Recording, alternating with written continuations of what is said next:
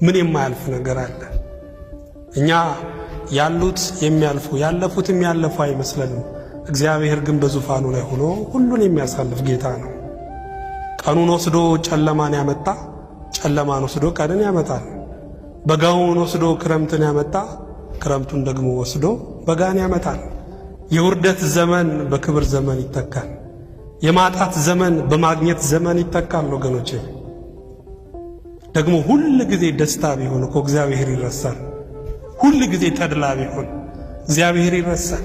ሁሉ ጊዜ ደግሞ መከራ ቢሆን ሁሉ ጊዜ ሐዘን ቢሆን ሰው በሞት ያልቃል። እግዚአብሔር ግን እያፈራረቀ ሕይወትን ቀጣይ አድርጓል። ወገኖቼ በዚች ምድር ላይ ምቾት ብቻ ቢበዛ እንደ ሕይወት አሰልቺ የሆነ ነገር የለም።